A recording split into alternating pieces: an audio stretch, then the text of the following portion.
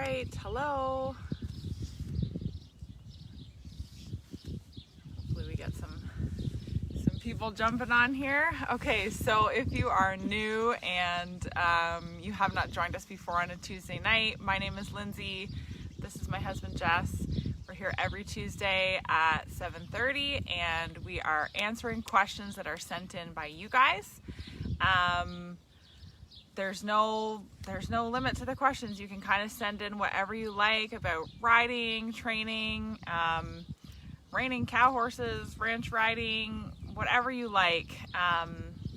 We've talked about feet before. We've talked about getting out of a riding rut, all kinds of things. So if you have a question about something that you would like for us to answer, go ahead and send it in. You can send it into hayescofelph@gmail.com. I'll put it on my list and we will try to get to it as quickly as we can. Hi guys.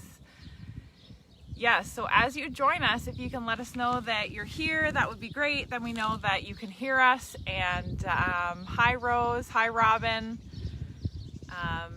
And if you have questions as we go along, you are welcome to drop them. Sometimes we don't see them, so we'll make sure that we answer them afterwards. But if you have questions as we go along, definitely drop those in there, especially if they're about the lope departure tonight, which is what we're talking about. Hi Kim, hi Linda, hi Brianne, awesome. Okay, so tonight's question is all about the lope departure. Somebody wrote in and said, my horse flips her head when we lope off, help. So that's what we're going to address. And if you have questions, like I said, go ahead and drop them and we'll just chat about that a little bit. See if we can help you out. Do you want to start? Do you want to start with how it escalates and why this can be a bad thing? And we'll go from there. Why it's so important. Yeah, pull your hat down a little bit. You look like Tweedledee. That's better. So I think where it starts is right from the beginning, right from the first time we're loping them off as babies, and people allow them to get away with a little bit. And that horse, as he moves off, people are more worried about getting him to lope right away than if they're soft and comfortable. Wow, yeah. So I don't mind a horse at the beginning that fumbles into the lead or into the lope, as long as his whole back stays rounded, right from his hocks through his tail, through his back, his withers, and right up to his pole. They'll be softer and they'll last longer, and they'll be much better if they always stay soft and through there. And that might involve getting into them a little bit right at the start. You know, it's way easier to fix it in the start than waiting until they're further on down the line. We see it so often. People will ride a horse and they say, well, I've done this far and I want you to fix it. And that's fine. I mean, starting your own horses is a wonderful thing. It's the enjoyment of it if that's what you enjoy. But you cannot let them away with certain things, being the head flip. And even if it's just a little bit of bracing up as they lope off, it still falls into the same category for me. There's resistance, there's push. The horse isn't saying yes sir, yes ma'am. Why it's so important to me, if they're loping off and they're flipping their head up that little bit or pushing out, I truly believe how a horse lopes off is how they'll also change leads. And it will also be when we get one into a little bit of trouble. Let's say we're taking cow down the wall, maybe we're stopping a little bad ground in the reiners, and the ranch riders, we have to take hold of them coming around corners a little more.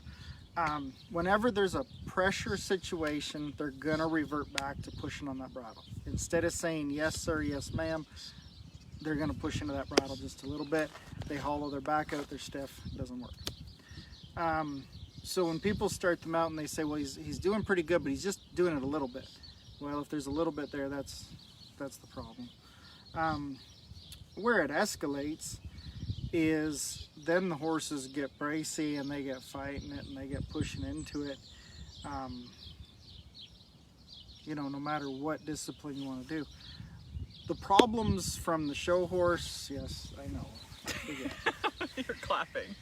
The problem with the show horses is you go to do a lope departure, and the first thing that judge sees as you lope off is the flip top head. I always call them the Pez dispensers, those old candies that flip their heads back and went like that. And it doesn't have to be that severe, but if they flip their head and you're looking at it from a judge's point of view, your first impression is, oh man, this isn't going well. Yeah. You know, right off the bat. Doesn't matter how well he lopes after that, you just already start out with a negative thought of that horse's show that you're giving him. And it's such an easy fix, but it needs to be chipped away at every day a little bit. Every time you lope off, you're always putting them into that right position to stay super soft. You know, whether we're showing them or even just working horses, you know, it could be somebody team penning or pleasure horses. Every type of riding is the same. As soon as there's resistance, your time will be slower if you're in a timed event. The judge will not appreciate it in a judged event. And if you're trail riding and for fun, you're just not going to have a nice ride because you've lost your control for that first two strides. So that's why, to me, it's such an important thing. It's a huge part of our deal. I always say most of our day isn't teaching the horses maneuvers. It's simply teaching them to say, yes sir, yes ma'am, what can I do? And go into all those maneuvers soft and willing and comfortable. More than the maneuver itself, it's so important that they just say, yes, what can I do? And that's what that shows what if they push out that they're not doing. What do you think?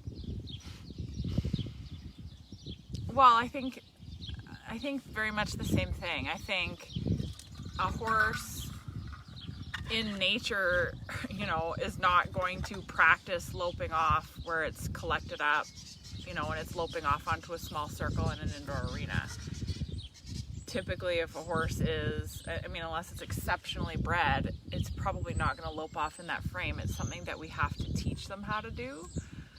It makes them better, but it's something that we have to teach them how to do. And I think that's a big part of where people go wrong, is that something we have to teach them how to do it, and we have to maintain that all the time, because if we stop asking them, if they lope off in the field, most of the time if they lope off in the field, it's because they're scared of something or they're chasing something.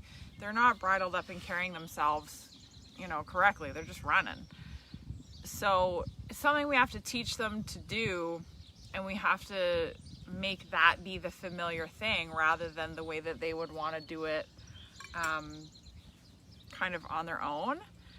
And I think what I see when I teach is very much what you said, which is that people let them away with a little bit. And some horses, like kind of a best case scenario, is where a horse will just become a little bit kind of entitled, or kind of think that, you know, that's the way that they should lope off, and then they get a little bit fussy about when you correct them. The worst case scenario, which I see a lot, is where a horse will start to flip their head as they go into the lope, and the rider becomes very tense and intimidated. And it's really easy, I think, that the transition into the lope is a trigger for the horse to add excitement, and it's a trigger for the rider for fear. There's a lot of times where going into the lope is where, you know, even if we're a really accomplished rider, we feel nervous about the lope. It's easier to walk and jog than it is to lope If I hop on somebody's horses, What are you laughing at? Well, if I hop on somebody's horse that does the Pez dispenser flip You don't top like head it thing, a whole lot I get either. scared a lot. Yeah, It I is mean, intimidating because you have no control for those strides. You don't have until he comes control, and there's that feeling of kind of being launched forward, and I don't know, defiance, I guess. But I always say it's when you're sitting at the stoplight, you jump on the gas of your vehicle, but you let go of the steering wheel. You have no control. You don't know where the thing's going. Like. Scares me to death when they throw their heads up. I don't like that. Yeah, I don't like it either. I'm really offended. I like control. Very offended by that. Yeah. So how it happens? So what I see is where you know, that happens, and then it gets into kind of a cycle where the horse is flipping their head and the rider is either kind of tipping forward and kind of fighting with them a little bit and not really getting through to them, or, which is maybe even worse, is where the rider quits asking them to lope because they do that all the time. They do that, you know, they just start to brace up a little bit and they know that they're going to flip their head. And then that becomes a kind of a game and a thing that the horse does, and they're even able to get away with other things without doing other things because they've kind of learned this trick. They kind of back the rider into a corner by learning this trick about how to intimidate that rider. So I think there's a lot of reasons why it's challenging to have a horse lope off where they're soft, and how to correct it once it's started to happen.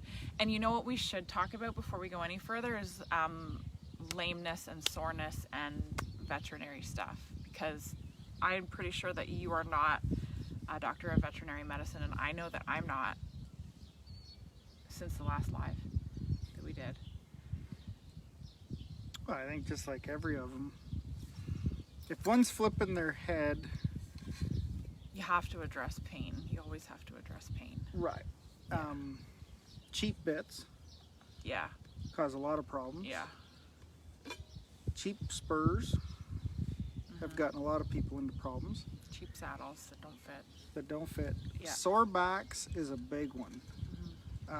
Their mouth, obviously, because you're into their face, Yeah. is for sure.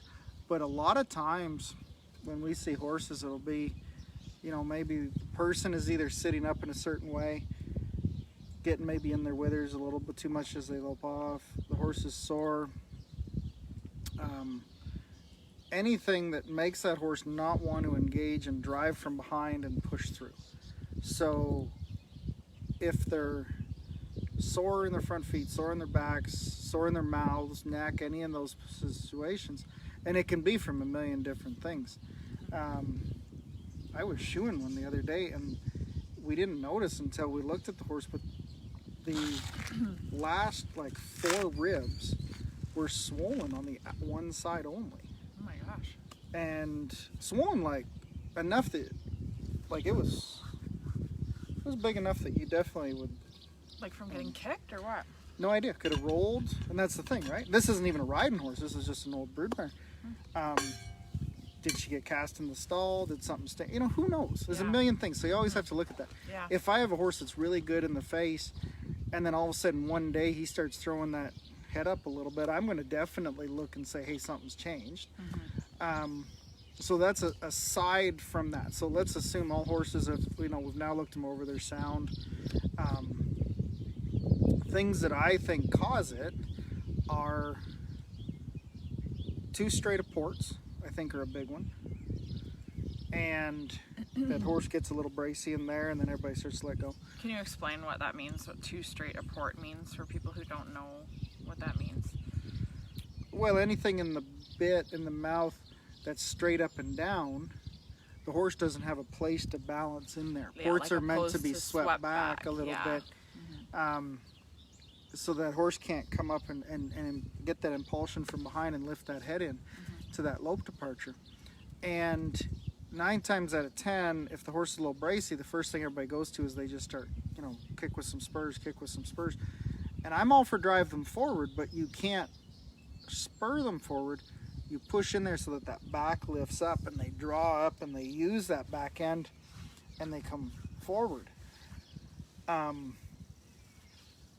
From the trainer point of view, how we do it, and we do this a lot, I mean, and that's the thing, we have to make sure they're so trained to the idea that as soon as I go forward, I want them to bring their chin in, naturally round up, collect themselves up so that they can move off softer. Is I'll do a ton of trotting where I lift that chin right up and I'll have them arced right in. I realize there's some people on here with some Arabs, but I always use the expression, I want them to look like an Arab. I want them to be arced right up in there, and I want them to lift their feet up off their front feet up off the ground a little more and have some motion and have some desire to get going. And then when I ask them to lope, it's easy for them. You know, they go from this kind of hard jog where they really have to push their legs around. And then I say lope, and they just say thank you, you know, for letting me do that.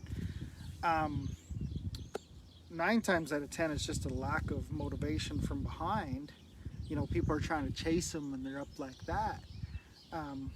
You know, they've hollowed that back out because that person's kind of sitting in their withers a little bit, kind of sitting up in that saddle instead of everything driving from behind. One comment that was made on here, and I don't know who asked it, I just seen it real quick, was a horse that hops. That is part of this, and we'll talk about that in a second. So I did see your comment. I apologize, I didn't see whose it was. We'll talk about that in a second. It was Crystal wrote that. Okay. We'll talk about that in a second, because the difference of flipping their head and taking their spine and hollowing out is different than a horse that what I define as a hop as they lope off, where they bring their head in and they kind of pop up instead of just move out. Those are two separate things that you want to fix. There are two separate ways of going about that. So we will get back to that question. What do you do as a coach when they do it? I know what I do, but I want to hear your story. Oh, you want the secrets so that Yeah, you can stop I your wanna horses from flipping their heads. Yeah, I want to know how you do it. Go Tell me get how a to do it. horse and I'll help you. Oh, I'd need more than one horse. You need more than one lesson.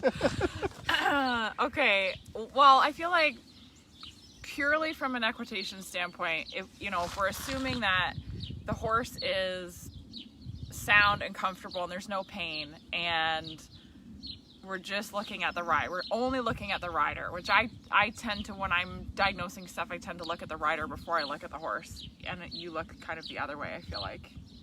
What did you say? Or you look at the whole thing? Well, 90% of the time, fix the rider first. The horse will usually figure itself out too. But yes, what I would say is you cannot get a horse to lope off correctly if you're tipped forward. If your shoulders are ahead of your hips in your departure, unless you have schooled that horse so many times the right way and he happens to just be a saint, or she, in this case it's a mare, I think, she happens to just be a saint. If you are tipped forward and you ask that horse to lope off, you don't have a chance to influence the back half of the horse. If you're tipped forward, your shoulders are in front of your hip is no longer driving. You've lost all of the influence that your seat has to drive the horse forward. You've lost the influence of your legs on the back half of the horse. And most likely, if you're tipped forward, you've got a hold of your reins and you're kind of bracing a little bit there. Not too many people that tip forward and also have their hands forward. If you're tipped forward, you're also putting the weight on the front end. You're putting your weight forward, you're putting your horse's weight forward. It doesn't really give them a fighting chance to have their shoulders elevated, be soft through their neck, and to lope off. Flicka has to pick you up. Yeah. Quotes from Jessica Fell. That's all I got to put into this. We're done. So purely from an equitation standpoint, the very first thing I would say to somebody who has a horse that's not departing is sit back. And most people, when I'm teaching and I say sit back, they may bring their shoulders from being a little bit ahead of the vertical to a little bit less ahead of the vertical. They don't even bring it vertical, and they certainly don't bring the shoulders behind the vertical. And they may need to actually bring their shoulders right behind the vertical in order to open up their hip and drive from the back end and send their horse forward. I think that'd be the most simple way to fix that problem, don't you? Sit back. Well, I feel pretty good because I do that once in a while. When I drive them around trotting them, I sit way behind them and push them forward. You sure do. You can rock your hip underneath like nobody's business. Yep. Well, thank you. You're welcome. This one's getting really good. Yeah, I know. You have a great seat. Well, thank you. And yeah, I think once you fix yourself, 9 times out of 10, the horse realizes there's a more comfortable way to do it and starts loping off better. Not that he doesn't need work on his face or work on his belly, but 9 times out of 10, working on the person automatically puts that horse in a better position to do that, because you're not coming up, and then if you come forward, you're going to bang on his face, the horse starts bracing, things get popped up that way. Yeah, you know, the other thing, like I said, just sit back. But like, how many lessons, you know, how many times has a coach told you, or how many times do we have to go through and be told the same thing? Just look up, just sit back. You know, I'm kind of saying it like it's an easy fix, but Well, I look up all the time. it can be really hard to sit back, and it can be really hard to look up. The first thing we do when we're unsure, first thing we do as humans, the first thing we do when we're unsure is look at whatever the thing is, right? That's how we're driven. We're hand-eye. We're So scared of that thing popping its head up. we We're gonna look stare at the it. head. Yeah.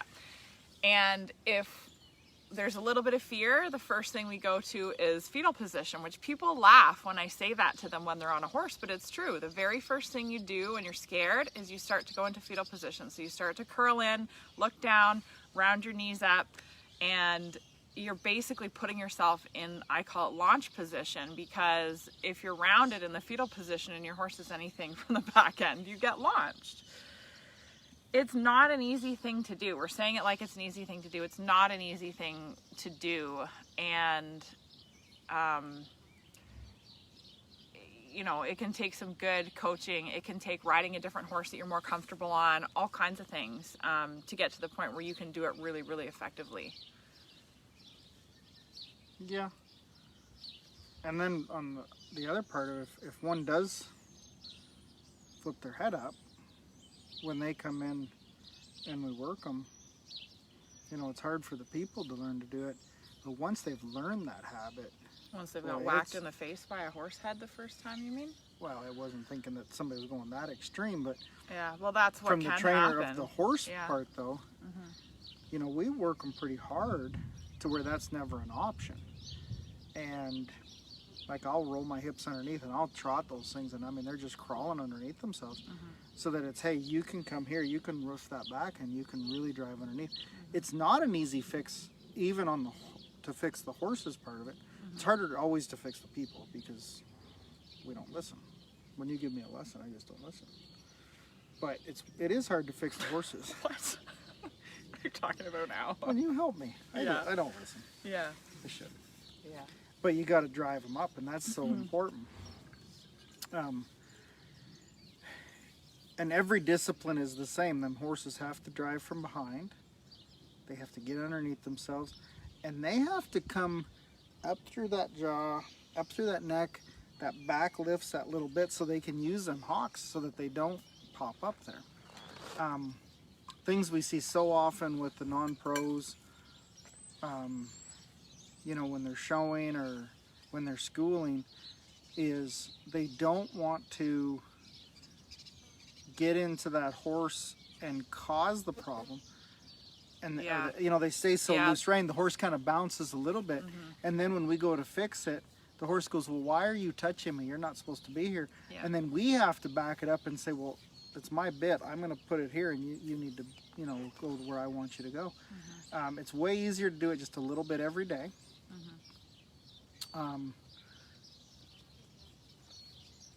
What else you got? It's way easier to do it just a little bit every day.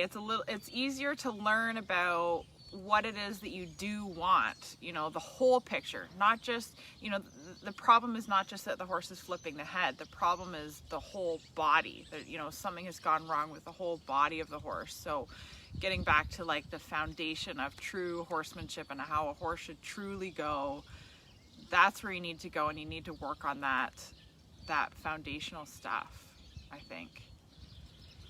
Did you want to address the hopping now? Yeah. Hopping into the lope? Hopping is one that, so what I describe as hopping is their first usually 2 strides, they don't go anywhere. They just kind of come up, but they don't go forward. And they might not flip their head back, but they really bring it up and over animate it. And they go 1, 2, and then they kind of stride up.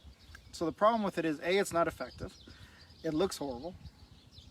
And it's the start of them going, okay, I'll do it, but you know, don't make me.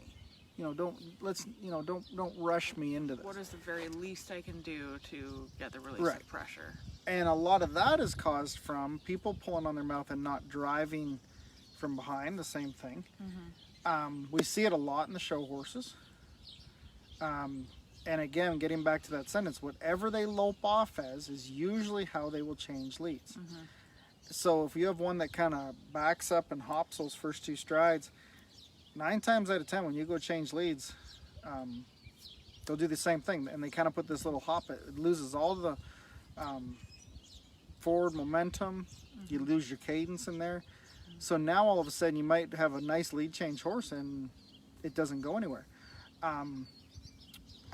Perfect example, there's a horse here right now, very nice horse, and that is his issue. The young lady that owns it, I'm sure she knows what I'm talking about when she watches this. And as she lopes off and as she changes leads, I have to keep explaining to her, look up at that fence way off in the distance and push forward as you come through there. Drive him so that those hocks drive underneath themselves. And all of a sudden he goes from like a -1/2 lead change to a 0 and a +1/2 just because his hocks go, yes ma'am, I can move them. The hopping is usually caused by too much pull and a little bit of spurt, and at the same time they're asking to lope off, the people usually come up in the saddle and kind of pick them up just a little bit, thinking I've got to go loping.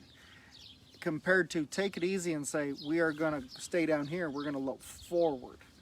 And it's really difficult in the lead change, because if you've had the lead change where that horse kind of slows down and hops, you anticipate it, and then your body you tense up, the horse feels that coming. So for me, when I'm riding one of those horses, I make sure I really count them out. If I have a you count out the strides? Yes. I always go like 3, 2, 1 change, 1, 2, 3, and I keep it so that I have something in my brain on a rhythm. 1, 2, 3, there we go. And I find that helps me quite a bit. And it keeps me thinking to myself, I have to stay in rhythm to keep this horse in rhythm. If I tighten up as I'm about to change leads, I will bring myself up a little bit and I go, oh, it's coming here, and then you kind of pop them over. It's so important to stay loose and relaxed as you're loping off and as you change lanes. It will happen. Don't, when they go to lope off and they hop a little bit, everybody kind of, oh, I hope it happens. I got to get them going. It'll happen. If they're broke, you set them up, you put them in that bridle, you get them off that outside calf, and for me, I cluck. I cluck and I say, let's go flicka. They'll say yes, sir. They'll say yes, ma'am. And you get much prettier compared to, I hope they do. You got to put a little faith in them horses and drive them forward. And the other part of that is, sometimes you have to lope them. Not the little pony loping that everybody likes to do with the show horses. Yeah. Sometimes they have to truly know, hey, you know what? I'm not going to just sit there and do that solo. And I don't mean hot dog on them and, spank them in the fanny with your reins, but you got to drive them out there. And I don't mean speed them up. I mean sit behind them and push them where their hip comes a little to the inside, and they drive from that hip. And I mean, even years ago with the pleasure horses, if you want to clean one up, speed them up. Everybody always was trying to go, gotta go slow. But they lope slower when their hips are underneath them and their hocks are engaged. Everybody wants to pull them back and make them go slower. Drive them hocks underneath them. You can have a horse lope on the spot if their hocks are underneath them, and they'll be flatter. I'm just gonna check in here and see if we have got questions answered. Daphne has 2 horses that do it. And I can pick on Daphne. Daphne has rode with me a little bit, and Yeah. she can be mad at me. She won't be, but if she wants to, she can be mad. So both of Daphne's horses do the exact same thing. So there's only one common denominator. And when Daphne rides, she loves to let the reins go loose. She leans forward and she pokes them and she goes, let's go. When she comes and rides, and we kind of remind her, maybe you should keep them bridled up in here, Flicka lopes off way more comfortable. And it's such a common thing. So especially when you say both my horses do something, then you know what the common denominator is. It's the person on their back. And so many people get into the, or I see it all the time, they give them their reins to lope off. The horse kind of bops up a little bit. They get 2 strides in. Now the person's comfortable that they're loping, and then they start grabbing that horse's face, going, okay, now you're going to soften up. Instead of, I want to soften up to set them up to lope off, I keep them soft as they are loping off, and then they stay soft as they're loping. There's never a point where I say, I'll catch you on the other side. I'll you know, as soon as you're loping, I'm going to get after you. I'm going to do all that before they lope off, and then they just stay soft the whole way through. And that is what happens, and Daphne won't be mad at me for pointing that out, because she's Daphne will be back for some lessons, and she can work on her lope and if departures. she's mad at me, she can yell at me then. Jewel says, thank you for the live. You're welcome. Thanks for being here, Jewel. Hi, Nancy. Daphne, yeah, you feel like you're gonna butt heads. Sometimes you can butt heads. That's kind of where it can go. In that. And once a horse pops their head up a little bit, what happens then with a lot of bits is they put it up so far, and then the bit kind of whacks them, and then the horse gets anticipating even worse, because they go, well, that's going to happen. You know, so it's, once they get a little bit, they get really far up, and over time it'll definitely happen. You know, there's not a magic bit to fix it. There's not a magic, you know, draw reins or Germans and all that stuff, and I don't. Germans help though. Well, Germans help, but you still have to take hold of them. You still have to take your hands on that horse's mouth and say, you're going to be soft. You still have to drive them forward, yeah. And usually if a horse comes in and somebody tells me that's a problem, I spend 5 minutes trotting him around real hard before I even lope off. Yeah, just getting him in that yes ma'am, yes sir mentality. So Pat put on here teeth. Yeah, I mean that's the soundness. You know, we had talked about that earlier, about the soundness and making sure they're good. The teeth is one part of the mouth. The other thing is the bars of their mouth too. And I think that's one. Everybody looks in the mouth and goes to the teeth and whatever. I mean, I've seen horses.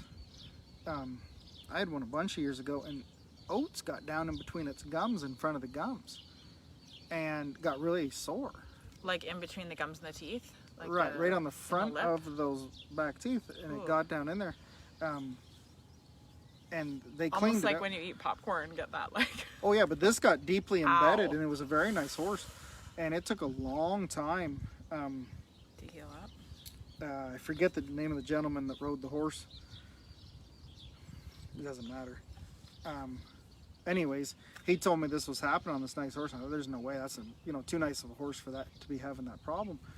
And we opened the thing's mouth up, and I mean, it was just red and sore. And the vet flushed it out, and there's parts of oats had gotten it, and then they flushed it out. But I mean, it was. And then it was fine after that. Did they stop feeding it? Months. It took months to heal up because it actually got infected in there. But it didn't infect where the tooth was. It got down further into the bar. And then what'd they do? Stop feeding it oats after that? Well, they went to pelleted feed. Yeah. They were feeding it whole oats. The same thing didn't happen with pelleted feed? Never happened again his whole life. They just figured it got down in there a little bit, and it was one of them cut it up. 1 in a million things that would never ever happen. Would only happen to a nice horse. The only thing that yeah, she was a nice horse. Yeah. But sometimes they get stuff on their bars. I mean, you don't know what happens in the middle of the night. They get, they get messing around with a bucket and, get the handle of the bucket over them bars of their mouth and bruise it up a little bit. And, I like putting my hands in them horses' mouth and, did they get something on their tongue? Did they get it on the bars? The teeth are usually a little further down on my checklist. Usually if they're going to be sore on something like that, it's tongue, bars, then teeth. But everybody goes to teeth because it's easier to fix and it's easier to see. That's what, when you Google up, my horse is flipping its head, what should I do? That's what it says, just check the teeth. I'm sure. Well, everybody does, right? If they're in the mouth, they're looking at the teeth, but there's so much that they got in there that could be hurting them. You just never know. So you have to look over the whole thing, and yeah, I mean, Rose, I've gone fetal. We all have. True confessions on Tuesday night. Yeah, we all have. Okay, did we get all of our questions? It's Daphne saying, haha, yep, it's a bad habit. Lindsay, I can't wait for lessons to start again because I'm struggling with this. Yeah, we'll get you back in line on Tuesday night. I'm struggling with this too, so looking forward to lessons. And we are going to get you guys whipped back into shape. Yeah, because everybody thinks, and there's a comment on there, I make a joke about John Woon taught people to ride. When you think about going faster, your first thing is you sit forward. You lean forward. Yeah. And then you go off the horse's mouth. The second he lopes, you come back and you bang on the horse's mouth. And, you know, it makes sense. When you think of leaning, you know, if you're riding your bike, you want to go faster, you lean forward into it. Everything is lean forward to go forward or to go faster, but unfortunately the horses don't accept that when you drive from behind. Knowing, you know, like we're saying drive from behind, I think being able to feel when your horse is driving from behind and to what extent, because that's kind of a spectrum, right? Like it's not like is he or isn't he, it's like how much is he driving from behind. Knowing that, feeling that, that's hard. You know, like for Kim and Lindsay that are struggling with this, knowing when you have your leg on enough and your horse is actually doing it enough, that can be hard to feel. You know, that's where sometimes even the best riders in the world need somebody on the ground telling them. No, somebody intelligent on the ground. Somebody intelligent on the ground telling them, you know, more. You need more. Yeah, because I don't think a lot of people realize how far to drive them underneath.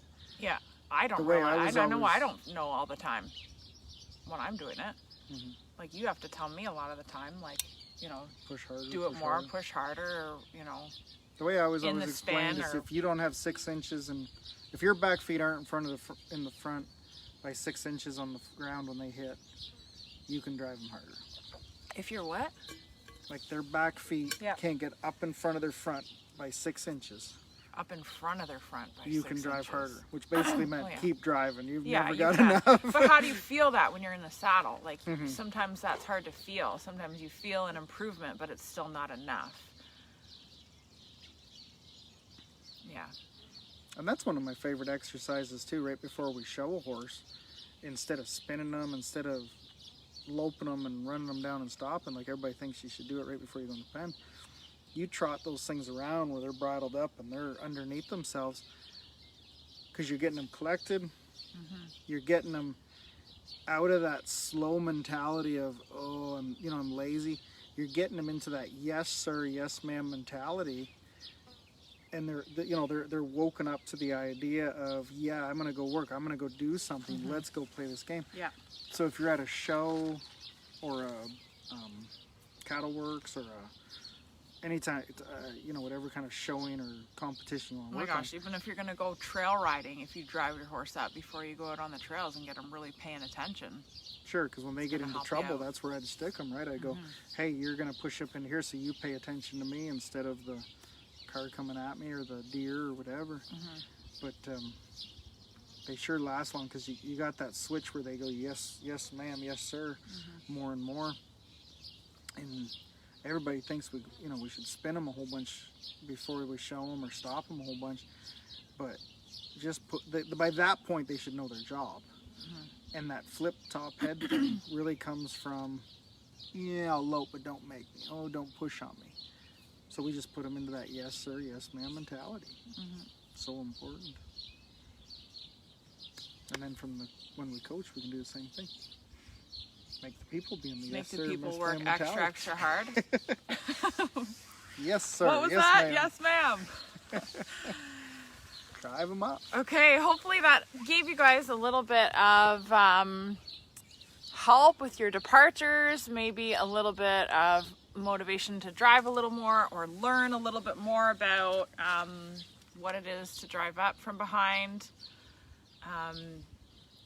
Maybe you need to check your equipment, maybe you need to have a vet come out and check your horse, but hopefully there's something in here that you have found valuable, and we appreciate you being here with us.